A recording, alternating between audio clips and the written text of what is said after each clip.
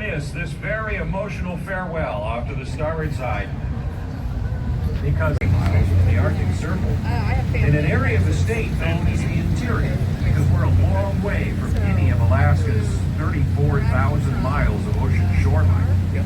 And in fact, the nickname for Fairbanks is the Golden Heart City. Gold, because that's why we even have a city, and then heart, because we're right in the heart of the state. And it's a special community in my heart because I was born and raised here. I've been in Alaska my whole life. I have trick-or-treated at 27 below. Now, you laugh, but do you have any idea how long it takes to thaw out a Tootsie Roll that's been in that for 45 minutes? We learn to be patient pretty early. And it's a special community for kids. Some very special young Alaskans you'll meet today are your native guides who are going to share their culture with you when we get to Cheetah Village. In Avery, where Dredge 10 operated. And this pump house provided them 6,000 gallons of water a minute that went through a water line up over the hill back to the mine. Now, it doesn't pump water anymore. It pumps very much beer. But it's on the National Register of Historic Places for its role in that mining era. And then all that water they took out of the Cheetah would flow right back down into it through Little Creek, Alaska, this cut in the bank ahead of us and to the right. But it brought a lot of people up this way, there you go. Which of course meant they needed more stern bidders to move. That's where the airplane's going to take off. And by the way, you don't have to get glued to that seat you picked out. You're free to move around. Just be cautious of standing again. Please think twice about that. So if you're in the seating area, of course, so folks behind you are able to see. Now we'll keep an eye out over to the right side. And it looks like 88 Zulu's getting ready to take off. Sometimes they have to wait for clearance because of the smoke. It's a 150 horsepower coming engine.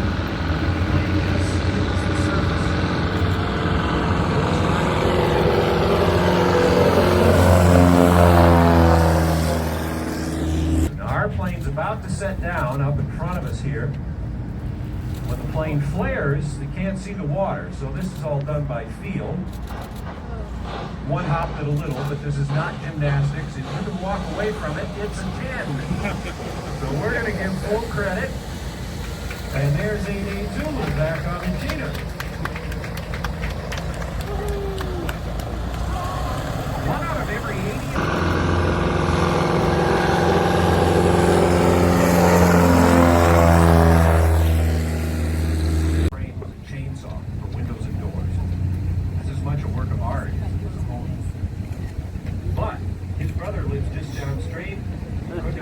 About having a log home.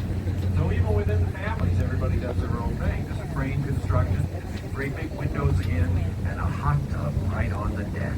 Like a coat that changes with the season. In the summertime, they have this thin, dark brown coat. And then in the winter, they grow in a thick white one.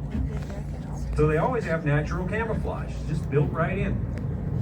And every strand of hair is hollow.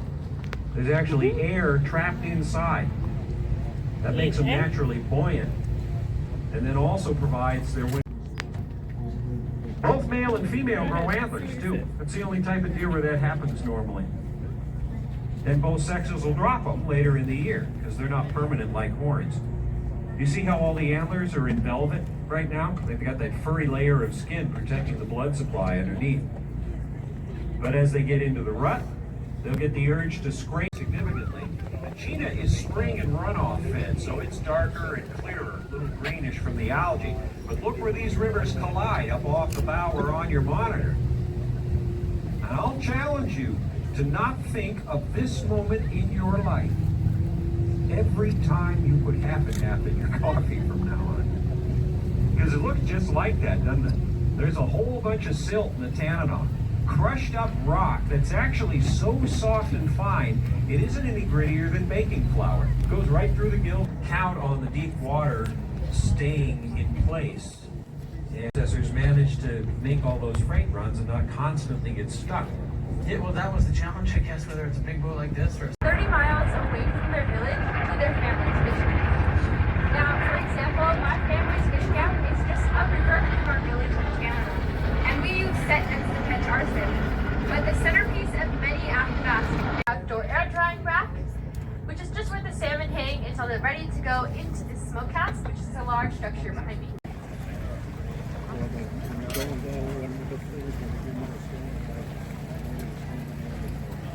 It's about 500 miles from Fairbanks.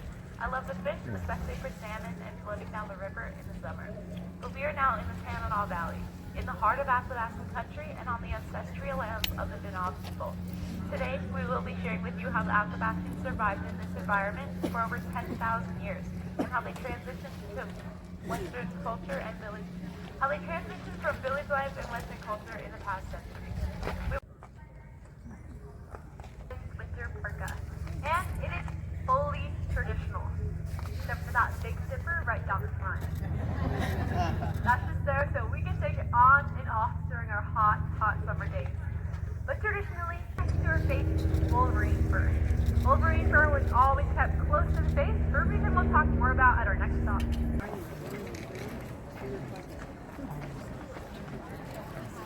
Alright, the area that you're seeing today is modeled after the fur. Once we get back home, we need somewhere to store all of our valuable pelts. And that leads me to the structure I'm sitting on. Now this here is what we call a cache. Cache is actually the French word for storage or hiding place. And that is exactly what we would use these for. If you like the video, please subscribe, share, like, hit the bell for notifications so you never miss an upcoming video. And don't miss my next video coming up next. Thank you for watching.